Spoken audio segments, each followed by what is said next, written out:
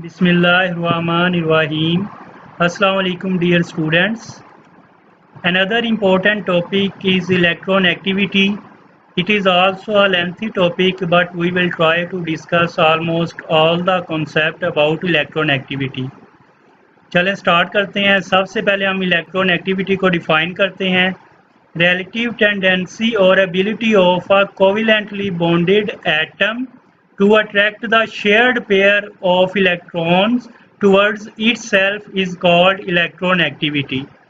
इसको अच्छी तरह हम डिफाइन कैसे करें, एग्जांपल के साथ इसको डिफाइन करते हैं। लेट्स हमारे पास हाइड्रोजन है और क्लोरीन है। तो सबसे पहला पॉइंट है हमारे पास एबिलिटी किसकी है, जो एटम आपस में कोवेलेंट बॉन्ड के ज़रिए अटैच हैं। तो यहाँ पे देखें हाइड्रोजन और क्लोरीन दोनों कोवेलेंट बॉन्ड के ज़रिए आपस में अटैच हैं। कोवेलेंट बॉन्ड कैसे बनता है? इलेक्ट्रॉन शेयरिंग से। एक इलेक्ट्रॉन हाइड्रोजन ने शेयर किया है और एक इलेक्ट्रॉन क्लोरीन ने शेयर किया है। तो इससे क्या बना है? कोवेलेंट बॉन्ड बना है। इसको ही हम कहते हैं शेयर्ड पेयर ऑफ इलेक्ट्रॉन। अब इसका फर्स्ट पार्ट है कोवेलेंट बॉन्ड के जरिए जो एटम अटैच होगा उसकी एबिलिटी क्या करने की ability? Attract the shared pair of electrons. ये वाला जो इलेक्ट्रॉन पेयर है इसको अपनी तरफ अट्रैक्ट करने की एबिलिटी, इसको हम कहते हैं इलेक्ट्रॉन एक्टिविटी। अब कौन सा एटम इसमें इलेक्ट्रॉन पेयर को अपनी तरफ अट्रैक्ट करेगा? इसकी सबसे जो अच्छी एग्जांपल है वो टग ऑफ वार है, जिसको हम रस्साकशी भी कहते हैं। उसमें अगर हम देखें यहाँ पे एक टीम होती है, सेकंड ऑपोजिट साइड पे भी एक टीम है। अब जिस टीम में एबिलिटी ज़्यादा होगी, जिसमें पावर ज़्यादा होगी, वो टीम क्या करेगी?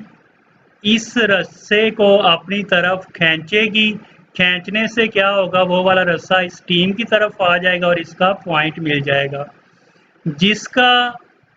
जिसकी एबिलिटी कम होगी या पावर कम होगी उससे इलेक्ट्रॉन पेयर, या जैसे हम एग्जांपल की बात कर रहे हैं, उससे रस्सा क्या होगा? दूर चला जाएगा।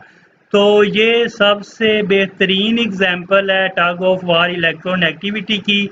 जिस एटम की इलेक्ट्रॉन एक्टिविटी ज़्यादा होती है वो क्या करता है? इलेक्ट्रॉन पेयर को अपनी तरफ अट्रैक्ट करता है। जब इलेक्ट्रॉन को अपनी तरफ अट्रैक्ट करेगा तो ये वाला इलेक्ट्रॉन पेयर उस एटम के करीब आ जाएगा। अब ये क्लोरीन के करीब किस वजह से है? यहाँ पे हाइड्रोजन की इलेक्ट्रॉन एक्टिविटी की वैल्यू 2.1 है, क्लोरीन की वैल्यू 3 है। तो इलेक्ट्रॉन एक्टिविटी किसकी ज़्यादा है? क्लोरीन की ज़्यादा है। क्लोरीन की कैपेसिटी ज़्यादा है इलेक्ट्रॉन पेयर को अपनी तरफ अट्रैक्ट करने की।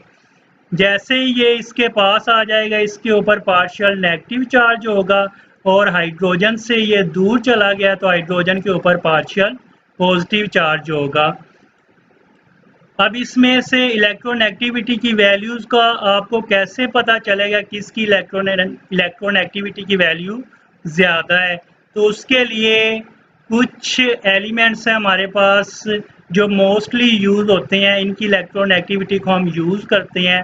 तो जस्ट अगर आप इनकी इलेक्ट्रॉन एक्टिविटी याद कर लेते हैं तो ये इनफ है इस कॉन्सेप्ट को एक्सप्लेन करने के लिए।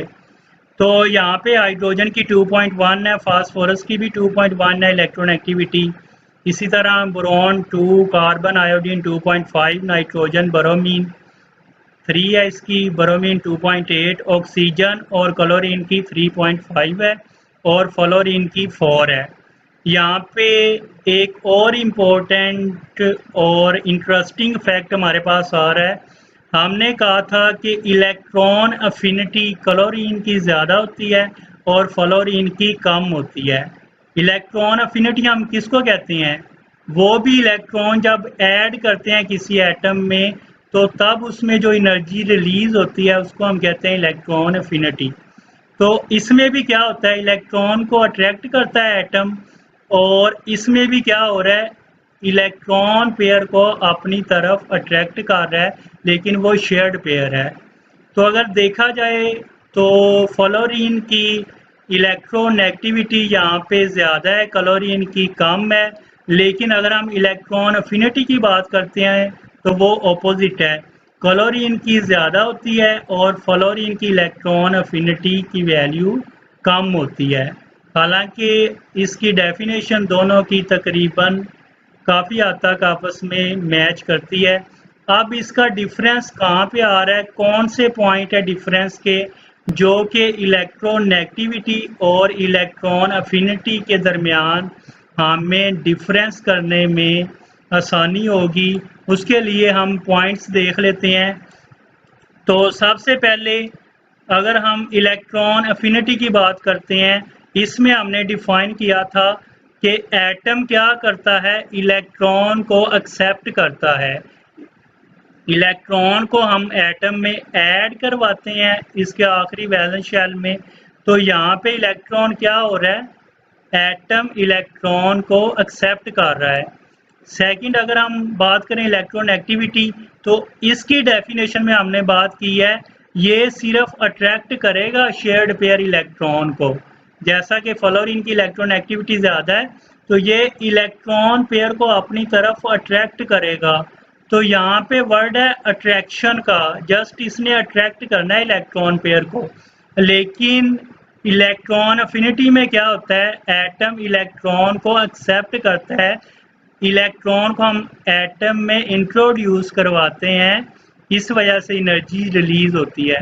तो ये इसका पहला पॉइंट है डिफरेंस का कि फ्लोरीन की इलेक्ट्रॉन नेगेटिविटी किस वजह से ज़्यादा है, क्योंकि ये इलेक्ट्रॉन पेयर को अपनी तरफ अट्रैक्ट कर रहा है, क्योंकि इसका इलेक्ट्रॉनिक क्लाउड क्या होता है, यहाँ पे इसका साइज छोटा है, तो साइज छोटा होने की वजह से और इलेक्ट्रॉन नेगेटिविटी की वैल्यू ज़्यादा होने की वजह से इस पे क्या होगा, पोलर चार्ज ज़्यादा होगा, पोलैरिटी ज़्यादा होगी, इस वजह से ये इलेक्ट्रॉन पेयर को अपनी तरफ खींचेगा।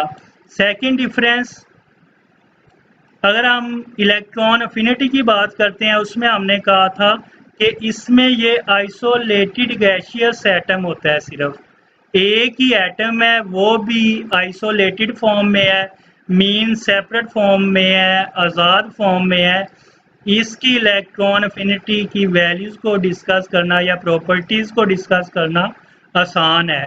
लेकिन इलेक्ट्रॉन एक्टिविटी में क्या होता है, बॉन्डेड एटम है, कौन सा बॉन्ड है इनके दरमियान, कोवेलेंट बॉन्ड है। तो जिसकी एटम की हमने इलेक्ट्रोनेगेटिविटी फाइंड करनी है वो हमेशा कोवेलेंट बॉन्ड के ज़रिए दूसरे एटम के साथ अटैच होगा। और इसकी हम इलेक्ट्रोनेगेटिविटी कैसे कैलकुलेट करेंगे, जितना ये इलेक्ट्रॉन पेयर को अपनी तरफ अट्रैक्ट करेगा। तो इलेक्ट्रॉन एक्टिविटी कैसे मेजर करते हैं, हमेशा कोवेलेंटली बॉन्डेड एटम के दरमियान उनको हम रिलेट करके, ये रिलेटिव है इस वजह से, और इलेक्ट्रॉन अफिनिटी में ये आइसोलेटेड फॉर्म में होता है हमेशा। थर्ड डिफरेंस, अगर हम इलेक्ट्रॉन अफिनिटी का यूनिट देखें तो ये एब्सोल्यूट वैल्यू है, इसका यूनिट होता है इलेक्ट्रॉन वोल्ट पर एटम या फिर किलो जूल पर मोल, इसका यूनिट है। अगर हम इलेक्ट्रॉन एक्टिविटी की बात करते हैं तो ये रिलेटिव है। रिलेटिव का मतलब क्या है, इस एटम को इससे रिलेट करके या किसी स्टैंडर्ड के साथ हम रिलेट करके इसकी इलेक्ट्रॉन एक्टिविटी फाइंड करते हैं, तो इसका कोई यूनिट नहीं है। बहुत बहुत इम्पोर्टेंट ये कॉन्सेप्ट है कि इलेक्ट्रॉन एक्टिविटी एक रिलेटिव क्वांटिटी है, इसका कोई यूनिट नहीं है। इसका जब भी हमने इसकी वैल्यू निकालनी है तो इसको हम किसी स्टैंडर्ड के साथ रिलेट करेंगे। तो ये इम्पोर्टेंट पॉइंट्स हैं इलेक्ट्रॉन अफिनिटी और इलेक्ट्रॉन एक्टिविटी के दरमियान। उसके बाद इसके स्केल्स, मींस इलेक्ट्रॉन एक्टिविटी को हम मेजर कैसे करेंगे, ये तो हमें पता चल गया कि इसको हमने रिलेट करना है, लेकिन किस से रिलेट करें, कैसे मेजर करें, तो उसके लिए हमारे पास स्केल हैं। सबसे पहला है पाउलिंग स्केल, इसने 1932 में इलेक्ट्रॉन एक्टिविटी के बारे में कॉन्सेप्ट दिया था, इसको नोबेल प्राइज़ भी मिला हुआ है 2 दफ़ा। तो इसने इलेक्ट्रॉन एक्टिविटी को डिफाइन किया था कि ये दो एटम्स के दरमियान इलेक्ट्रॉन एक्टिविटी का डिफरेंस हमारे पास किस फॉर्मूले से आएगा, energy of A and B atoms. दो एटम आपस में अटैच हैं कोवेलेंट बॉन्ड के ज़रिए, उनकी जो बॉन्ड एनर्जी होगी बॉन्ड एनर्जी हम किसको कहते हैं? डिसोसिएशन एनर्जी भी इसको कहते हैं। जो इस बॉन्ड को ब्रेक करने के लिए एनर्जी रिक्वायर होती है उसको हम कहते हैं बॉन्ड एनर्जी। तो इसने कहा था कि अगर बॉन्ड एनर्जी ए और बी एटम, दो डिफरेंट एटम की एनर्जी होगी, वो किसके इक्वल है? Bond energy of atom A and bond energy of B. अब ऊपर इसके स्क्वायर रूट है, इसको हम कहते हैं ज्योमेट्रिक मीन भी इसको हम कहते हैं। ज्योमेट्रिक मीन का क्या मतलब है?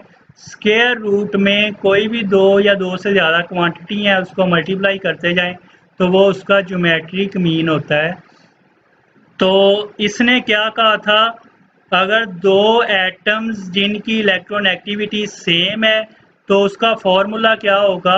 Bond energy of A and B is equal to the geometric mean of bond energy of A atom multiply by bond energy of B atom. अब ये फॉर्मूला किसके लिए है? उसने कहा कि ये वाली जो बॉन्ड एनर्जी है ये इक्वल होती है ज्योमेट्रिक मीन के या फिर एवरेज के। तो ये अगर दोनों बॉन्ड एनर्जी आपस में सेम है, इसका मतलब है ये वाला फिर कौन सा बॉन्ड होगा? प्योर कोवेलेंट बॉन्ड होगा। मींस इसका इलेक्ट्रॉन एक्टिविटी का डिफरेंस कुछ भी नहीं होगा क्योंकि दोनों तरफ इलेक्ट्रॉन एक्टिविटी सेम है। तो ये पाउली का जो कॉन्सेप्ट था, उसने कहा कि जब इलेक्ट्रॉन एक्टिविटी दोनों एटम की सेम होगी, ए और बी की, तो दोनों का आंसर सेम आएगा। इसका मतलब है ये प्योरली कोवेलेंट है, इसमें आयनिक करैक्टर नहीं है। लेकिन बाद में उसको रियलाइज हुआ जब उसने काफ़ी ज़्यादा एक्सपेरिमेंट किए और ऑब्जर्व किया इसमें कि जो मेजॉरिटी होती है ए बी बॉन्ड की, उनका जो ज्योमेट्रिक मीन की वैल्यू होती है वो एनर्जी की वैल्यू ज़्यादा होती है इसकी निस्बत। अब अगर इसकी बॉन्ड एनर्जी की वैल्यू एक्सीड कर रही है या फिर ज़्यादा हो रही है, इसका क्या मतलब है? कि इसमें आयनिक करैक्टर मौजूद है जिसको हम आयनिक रेजोनेंस एनर्जी भी कहते हैं। अगर उसने कहा कि इलेक्ट्रॉन एक्टिविटी का डिफरेंस नहीं है, दोनों की इलेक्ट्रॉन एक्टिविटी सेम है, उसका मतलब है ये प्योरली कोवेलेंट बॉन्ड है। अगर इनकी एनर्जी एक्सीड कर रही है, जैसा कि उसने मेजॉरिटी ए बी बॉन्ड्स के दरमियान देखा, तो उसने कहा कि इसमें आयनिक करैक्टर भी मौजूद है जिसको आयनिक रेजोनेंस एनर्जी भी कहते हैं। अब ये वाली एनर्जी कौन सी है? इसको हम कहते हैं, डेल से डिनोट करते हैं आयनिक रेजोनेंस एनर्जी से। तो ये कितनी ज़्यादा हमारे पास हो रही है? Bond energy of A B minus geometric means of bond energy of A and bond energy of B atom. तो ये जितना इसमें डिफरेंस आ रहा है बॉन्ड एनर्जी का, उसको हम कहते हैं आयनिक रेजोनेंस एनर्जी। और ये एनर्जी का डिफरेंस, ये ज़्यादा एनर्जी जो आ रही है हमारे पास, इसका क्या मतलब है? कि इसमें इलेक्ट्रोनेगेटिविटी में आयनिक करैक्टर भी डेवलप होता है, मींस पोलैरिटी भी इसमें इंट्रोड्यूस होती है। उसके बाद इसने जो इसका आंसर निकाला, इसने कहा कि दो एलिमेंट्स, दो एटम के दरमियान जो इलेक्ट्रोनेगेटिविटी का डिफरेंस है, इसको हम डिनोट करते हैं काई के साथ। ये वैसे मैंने एक्स से डिनोट किया है, लेकिन एक्स की तरह का ये एक सिंबल होता है काई, जिसको हम कहते हैं, उससे हम इलेक्ट्रोनेगेटिविटी को डिनोट करते हैं। तो उसने कहा था इलेक्ट्रोनेगेटिविटी का डिफरेंस किसके इक्वल है हमारे पास? 0.208 multiply by square root of del. अब यहाँ पे डेल हमारे पास क्या चीज़ है? आयनिक रेजोनेंस एनर्जी है, इसका डिफरेंस है प्योर कोवेलेंट से कितना आयनिक करैक्टर इसमें इंट्रोड्यूस हो रहा है, उसको हमने डेल से डिनोट किया था। अब ये वाली वैल्यू हमारे पास कहाँ से आई? तो इसको अगर हम डिस्कस करें तो दोनों के दरमियान जो डिफरेंस है एक्स ए और एक्स बी के दरमियान, इलेक्ट्रॉन एक्टिविटी का डिफरेंस किसके इक्वल है हमारे पास? यहाँ पे अगर हम स्क्वायर रूट की जगह पे डेल की वैल्यू पुट करें तो ये हमारे पास डेल की वैल्यू वही जस्ट हमने पुट की है। उसके बाद अगर हम देखें तो यहाँ पे इसका यूनिट क्या होगा? बॉन्ड एनर्जी का यूनिट अगर हम देखें तो वो किस में होगी, इलेक्ट्रॉन वोल्ट में। यहाँ पे भी इसका यूनिट क्या होगा, इलेक्ट्रॉन वोल्ट। लेकिन इलेक्ट्रॉन एक्टिविटी की बात जो हमने की है, इलेक्ट्रॉन एक्टिविटी क्या चीज़ होती है, एक रिलेटिव क्वांटिटी है जिसको जस्ट हम रिलेट करेंगे, डिफरेंस इसका निकालेंगे, इसका कोई यूनिट नहीं होगा। तो यहाँ पे जो इलेक्ट्रॉन वोल्ट यूनिट है और यहाँ पे भी इलेक्ट्रॉन वोल्ट यूनिट है, उसको कैंसल करने के लिए, डायमेंशन लेस करने के लिए या फिर यूनिट लेस करने के लिए ये वाला फैक्टर हमने इंट्रोड्यूस करवाया है, 1/स्क्वायर रूट इलेक्ट्रॉन वोल्ट। ये क्या करेगा, यहाँ से इलेक्ट्रॉन वोल्ट को कैंसल करेगा, मींस इसको डायमेंशन लेस रिजल्ट निकालेगा इसका, और यूनिट लेस भी इसका रिजल्ट होगा। अब ये हमारे पास इलेक्ट्रॉन वोल्ट में है, इसको हम कन्वर्ट भी कर सकते हैं। फॉर एग्जांपल अगर इसको हमने कन्वर्ट करना है किलो कैलोरीज पर मोल में, तो उसके लिए 23.06 से इसको हम यहाँ पे 1 से मल्टीप्लाई कर देंगे। अगर इसको हमने कन्वर्ट करना है 9 किलो जूल पर मोल में, तो उसके लिए यहाँ पे हम 96.5 किलो जूल पर मोल से इसको डिवाइड करेंगे। जैसा कि ये एग्जांपल देखें, अब इलेक्ट्रोनेगेटिविटी का डिफरेंस हमारे पास अगर इसको हमने निकालना है किलो कैलोरीज पर मोल में, तो उसके लिए हमने क्या किया, 23.06 इलेक्ट्रॉन वोल्ट की जगह पे इस वैल्यू को हमने इंट्रोड्यूस करवाया है। इसका मतलब है अब हमारे पास आंसर किस में होगा, किलो कैलोरीज पर मोल में। तो अगर इसको यहाँ पे इसका आंसर निकालें 1 डिवाइडेड बाय 23.06, तो इसका आंसर आएगा 0.208। ये वाला हमारे पास आंसर किसका है, ये कौन सी क्वांटिटी है, डेल का आंसर है हमारे पास, डेल की क्वांटिटी है जो यहाँ पे ये वाली वैल्यू इसके हमने पुट की थी। तो वही डेल, इसकी जगह पे स्क्वायर रूट में हमने डेल लिख दिया है, और ये वाला 0.208 है। तो अगर किलो कैलोरीज पर मोल में इसका आंसर आ रहा है, इसका मतलब है 0.208 से इसको हम मल्टीप्लाई करेंगे। सेकंड, अगर इसको हमने किलो जूल पर मोल में कन्वर्ट करना है, तो इलेक्ट्रॉन वोल्ट की जगह पे यहाँ पे इसकी क्वांटिटी आ जाएगी, 1 electron volt is equal to 96.5 kilo joule per mole. तो यहाँ पे इसकी ये वैल्यू आ गई हमारे पास, तो इसका आंसर आएगा 0.101, और बाकी स्क्वायर रूट डेल वैसे ही है। तो इसको किलो जूल पर मोल में अगर कन्वर्ट करना है, उसके लिए 0.101 से मल्टीप्लाई करेंगे। अगर किलो कैलोरीज पर मोल में ये हमारे पास बॉन्ड एनर्जी होंगी, तो तब इसको 0.208 से मल्टीप्लाई करेंगे।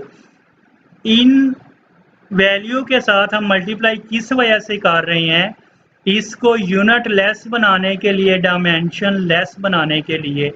तो यहाँ पे हमारे पास जो रिजल्ट होगा वो जस्ट रिलेट करके हमने निकाला है। अब इसको हमने रिलेट कैसे किया है, किसी भी रिजल्ट को अगर हम किसी के साथ रिलेट करके, कंपेयर करके निकालते हैं, तो हमारे पास एक स्टैंडर्ड होता है। जैसा कि हमने एटॉमिक मैस निकाला है डिफरेंट एलिमेंट्स का, तो मैस कैसे निकाला गया, कार्बन 12 मैस के साथ उसको कंपेयर करके। तो इसी तरह क्या होता है, एक हमारे पास स्टैंडर्ड है, यहाँ पे स्टैंडर्ड जो पाउलिंग ने यूज़ किया था वो हाइड्रोजन था, उसकी वैल्यू हमारे पास इलेक्ट्रॉन एक्टिविटी की 2.1 है। अगर हम मॉडर्न उसकी वैल्यू देखें तो बाद में 2.2 उसकी मॉडर्न वैल्यू है। तो पाउलिंग स्केल ने क्या किया, एक स्टैंडर्ड को एडजस्ट किया, हाइड्रोजन को एज अ स्टैंडर्ड लिया 2.1 उसकी वैल्यू, उसके साथ बाकी तमाम एलिमेंट्स की इलेक्ट्रोनेगेटिविटी की वैल्यूज़ को कंपेयर करके तो उसने इलेक्ट्रोनेगेटिविटी वैल्यूज़ निकाल ली।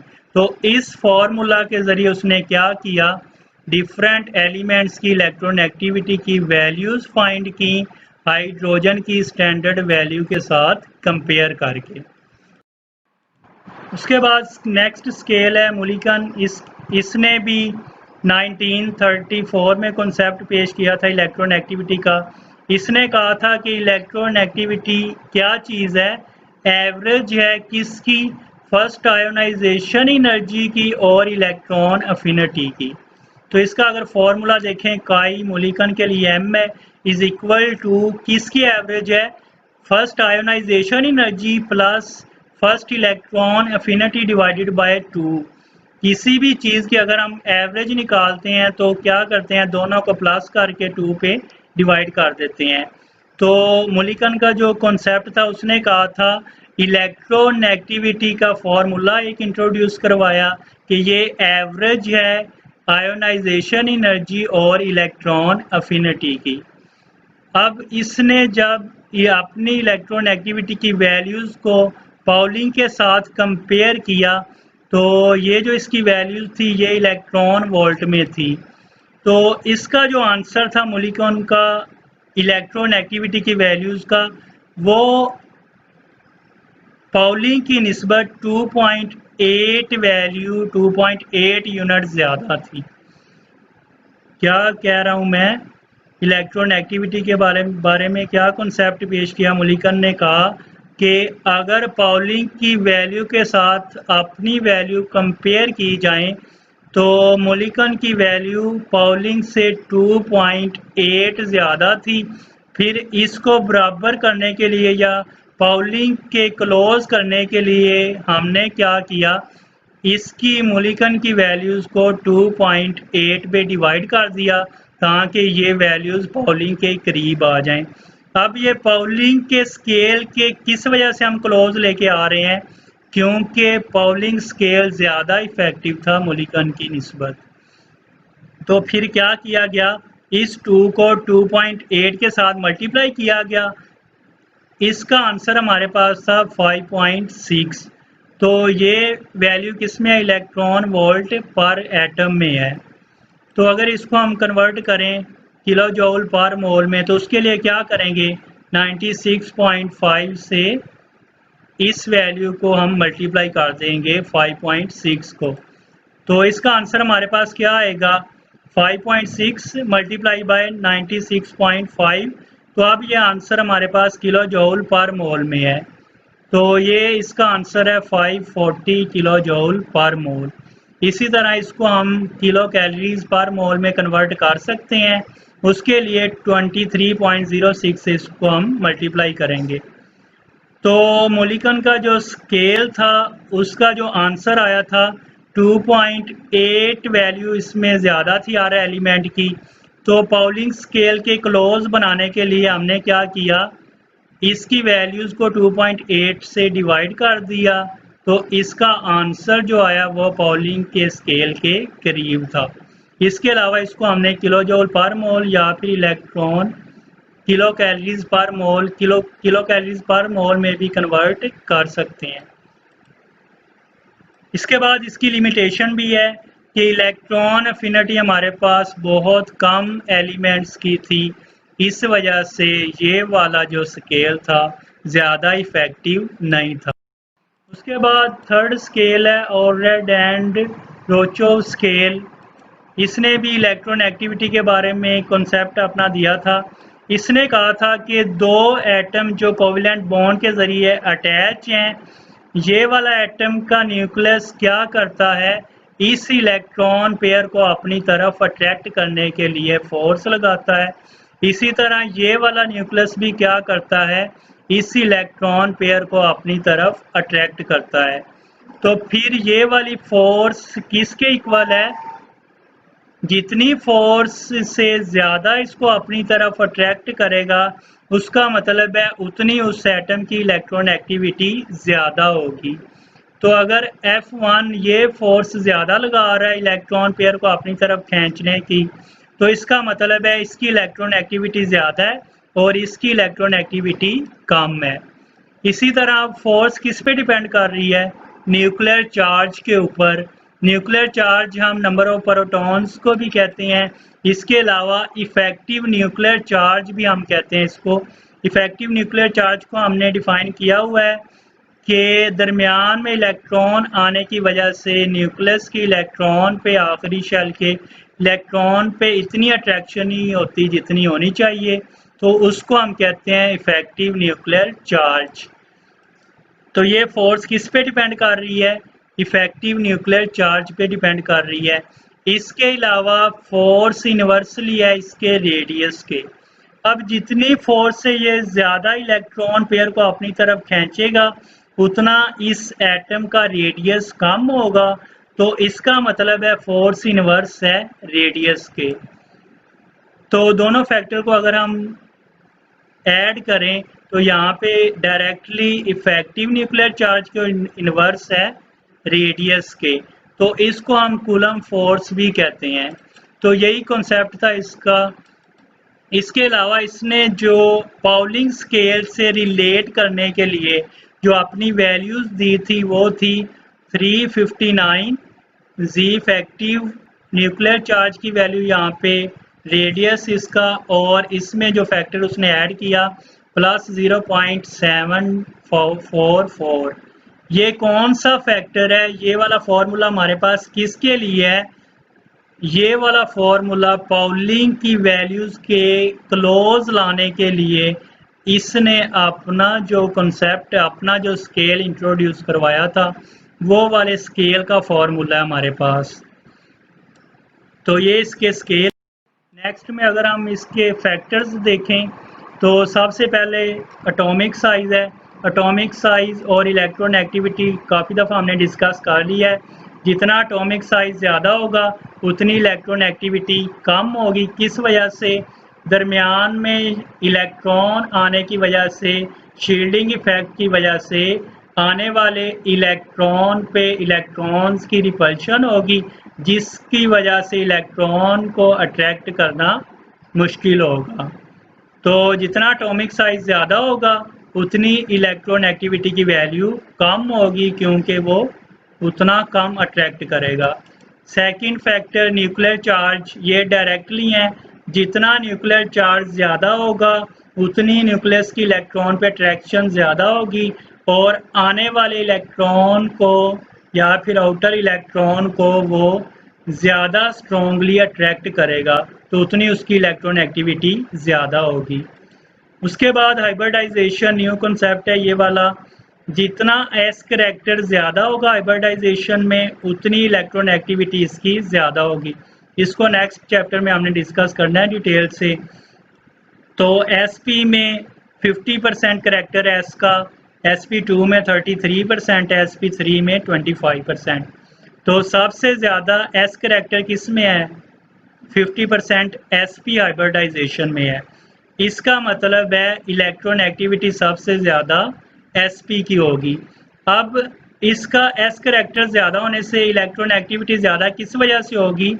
क्योंकि हमने penetration power of S orbital के बारे में डिस्कस पहले किया है कि इसकी पेनिट्रेशन पावर ज़्यादा होती है, स्ट्रॉन्गली इलेक्ट्रॉन को अपनी तरफ अट्रैक्ट करता है।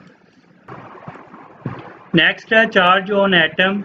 तो जितना किसी एटम के ऊपर पॉजिटिव चार्ज ज़्यादा होगा, मीन्स कैटायनिक करैक्टर ज़्यादा होगा, उतनी उसकी इलेक्ट्रॉन एक्टिविटी की वैल्यू ज़्यादा होगी। यहाँ पे देखें फास्फोरस के ऊपर +5 चार्ज है क्योंकि 5 क्लोरीन एटम अटैच हैं। यहाँ पे +3 है क्योंकि 3 क्लोरीन एटम अटैच हैं। तो इसकी इलेक्ट्रॉन एक्टिविटी ज़्यादा है, मीन्स के इसके ऊपर अगर +5 चार्ज है तो इसका न्यूक्लियर चार्ज ज़्यादा होने की वजह से इलेक्ट्रॉन को अट्रैक्ट करना ज़्यादा आसान होगा। यहाँ पे देखें आयरन +3 चार्ज है, यहाँ पे +2 चार्ज है। तो +3 चार्ज का मतलब है इसका न्यूक्लियर चार्ज ज़्यादा है। न्यूक्लियर चार्ज ज़्यादा होने की वजह से ये क्या करेगा? ज़्यादा इलेक्ट्रॉन को अपनी तरफ अट्रैक्ट करेगा और इसकी इलेक्ट्रॉन एक्टिविटी की वैल्यू ज़्यादा होगी। उसके बाद नेगेटिव चार्ज की अगर हम बात करें तो ये इसके ऑपोजिट है। अब नाइट्रोजन के ऊपर -1 चार्ज है, इसके कंपैरिजन में अगर हम ये वाला नाइट्रोजन देखें इसके ऊपर -3 चार्ज है। अब इसकी इलेक्ट्रॉन एक्टिविटी की वैल्यू सबसे कम है। किस वजह से कम है? क्योंकि इलेक्ट्रॉन ज़्यादा होने की वजह से आने वाले इलेक्ट्रॉन को या फिर आउटर इलेक्ट्रॉन को ये क्या करेगा? रिपेल करेगा। तो रिपल्शन की वजह से इलेक्ट्रॉन को अट्रैक्ट करना मुश्किल होगा, इलेक्ट्रॉन एक्टिविटी की वैल्यू कम होगी। उसके बाद है पीरियोडिक टेबल में इसका ट्रेंड है। तो सबसे पहले अगर हम पीरियड की बात करते हैं लेफ़्ट टू राइट, तो इसके लिए वही कॉन्सेप्ट है जो बार बार हम डिस्कस कर रहे हैं, आयोनाइजेशन एनर्जी, इलेक्ट्रॉन अफिनिटी और इलेक्ट्रॉन एक्टिविटी। इन तीनों का ट्रेंड पीरियोडिक टेबल में लेफ़्ट टू राइट पीरियड में और टॉप टू बॉटम ग्रुप में सेम ही है, लेकिन रीज़न तीनों की डिफरेंट है, डेफिनेशन डिफरेंट है, लेकिन कॉन्सेप्ट वही है। लेफ़्ट टू राइट अगर हम बात करते हैं इलेक्ट्रॉन एक्टिविटी की, तो लेफ़्ट टू राइट एटम का साइज़ कम होता है, किस वजह से? क्योंकि उसका एटॉमिक नंबर इंक्रीज होता है। अगर एटॉमिक नंबर इंक्रीज करेगा, न्यूक्लियर चार्ज इंक्रीज करेगा, इलेक्ट्रॉन पे अट्रैक्शन ज़्यादा होगी और एटम का साइज डिक्रीज करेगा।